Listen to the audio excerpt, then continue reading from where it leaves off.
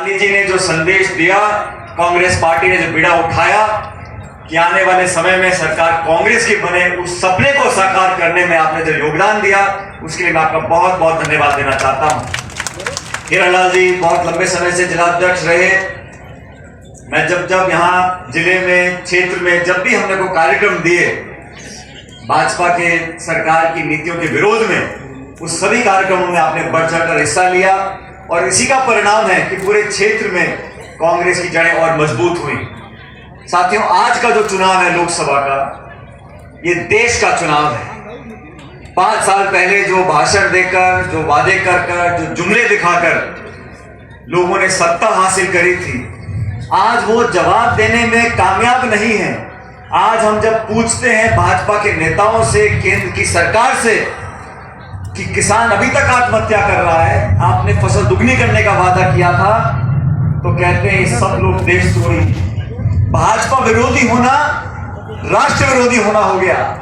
मैं भाजपा के साथियों को बड़े इज्जत से बताना चाहता हूं, चाहे जोधपुर हो, चाहे राजस्थान या देश हो, आजादी से पहले से लेकर आज तक इस देश के निर्माण में, इस देश की सुरक्षा में, इस देश की बढ़ोतरी में जो योगदान देशवासियों ने, कांग्रेस वासियों ने दिया है, उसको इतिहास से आप मिटा नहीं सकते। आप लंबे लंबे भाषण देकर लोगों को भ्रमित नहीं कर सकते।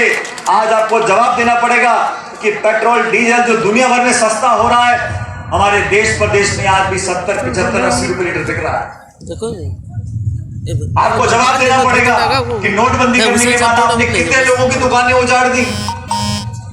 कठोर सवालों का जवाब देने से बचने के लिए तमाम भावनात्मक मुद्दों को भाजपा सामने लेकर आती है। कांग्रेस पार्टी पर आरोप लगाना बंद करें। मनमोहन सिंह जी की सरकार के कार्यकाल के 10 साल में 14 करोड़ लोगों को गरीबी रेखा से ऊपर उठाकर लाए थे। और मुझे बड़े दुख के साथ कहना पड़ता है कि पिछले 48 सालों में इस राजस्थान और देश के अंदर इतनी बेरोजगारी नहीं हुई जितनी इस साल है, इस समय है। 48 साल में सबसे ज्यादा बेरोजगारी देश में कभी थी तो आज भाजपा के शासन में है। आज मोदी साहब को और अमित शाह जी को जवाब देना पड़ेगा। 5 साल सरकार वसुंधरा जी की रही, मोदी जी कभी नहीं आए। मध्य प्रदेश गए, गुजरात गए, हरियाणा गए, त्रिपुरा गए, कई जगह, लेकिन राजस्थान नहीं है। आपस में तनाव रहा, राजस्थान को नुकसान हुआ। अब जब सरकार कांग्रेस पार्टी की बन गई है तो यहां कभी चूरू आ रहे हैं, कभी टोंक आ रहे हैं, कभी भाषण दे रहे हैं, लंबे लंबे वादे कर रहे हैं। आपको पूरा मौका जनता ने दिया था केंद्र की सरकार ने,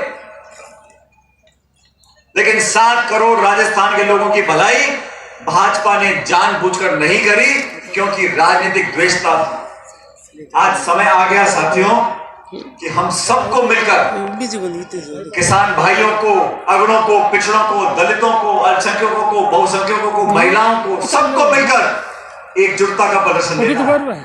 बहुत जल्द चुनाव होंगे और जिस भी प्रत्याशी को कांग्रेस पार्टी आपका उम्मीदवार बनाएगी, वो व्यक्ति चुनाव नहीं लड़ेगा, इस संगठन चुनाव लड़ेगा, पार्टी चुनाव लड़ेगी, हाथ का पंजा चुनाव लड़ेगा।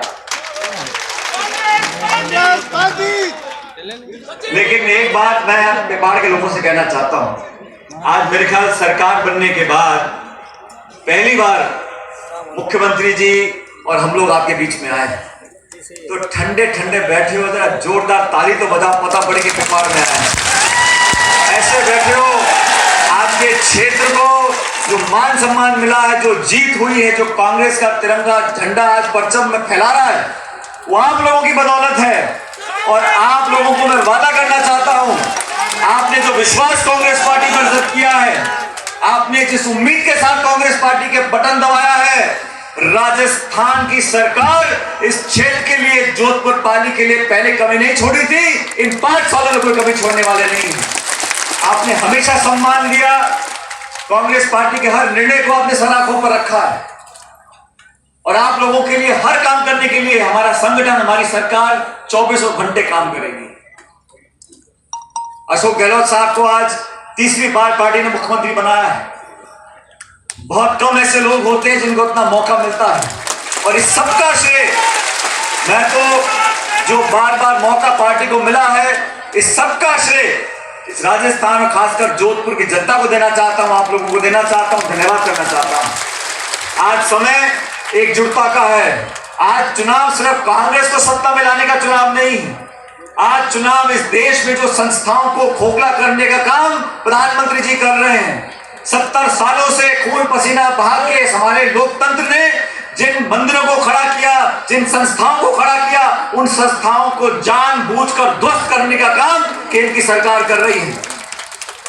आरबीआई के गवर्नर इस्तीफा दे रहे हैं, सुप्रीम कोर्ट के 4 जज आके प्रेस कॉन्फ्रेंस कर रहे हैं, नौकरशाही पर दबाव है, पत्रकारों पर दबाव है, समाज में टकराव पैदा कर रहे हैं, जहर घोल रहे हैं। मॉब लिंचिंग क्या होती है आज से 5 साल पहले हमने कभी शब्द सुना ही नहीं था। जो नफरत और कड़वाहट पैदा करी है, उसको खत्म करने के लिए, देश की संस्थाओं को बचाने के, लोकतंत्र को बचाने के लिए, अरे सरकारें आई और चली जाएंगी, नेता पैदा हुए मिट जाएंगे, लेकिन 70 साल पहले इस देश में जो लोकतंत्र की नींव रखी थी, उसको बचाने की जिम्मेदारी आज हम सब लोगों की है।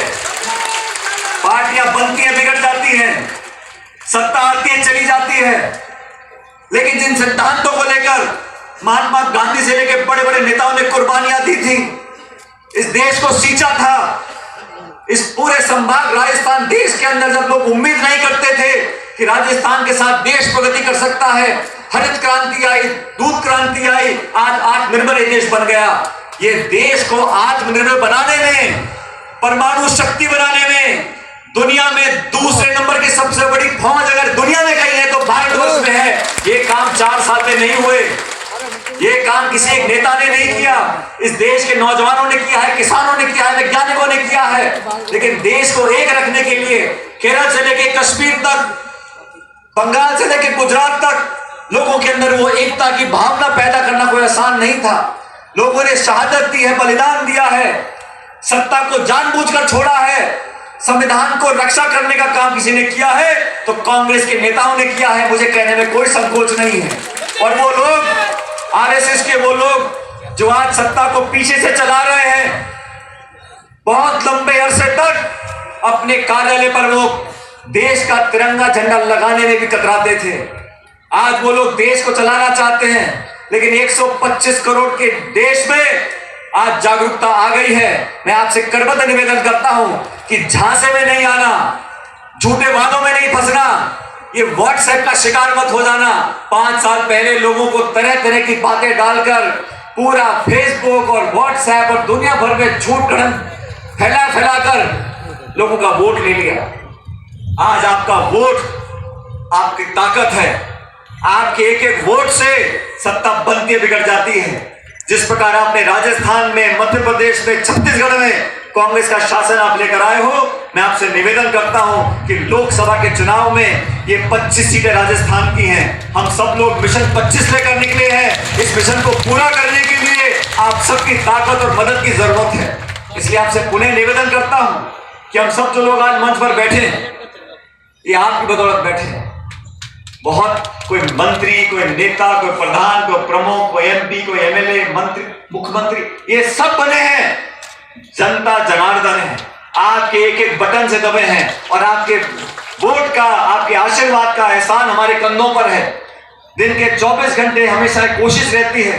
हम लोगों ने जो वादे किए, सरकार को बने 2.5 महीने हुए, लेकिन वादा करने के बाद, सरकार बनने के बाद हर वो काम किया जो हमने कहा था आपसे, चाहे ऋण माफी हो, चाहे किसानों की मदद करने का काम हो, चाहे पेंशन बढ़ाने का काम हो, चाहे बेरोजगारों को भत्ता देने का काम हो, चाहे नरेगा को दोबारा जीवित करने का काम हो, इन सब कामों को सरकार बनने के तुरंत बाद हम लोगों ने किया है।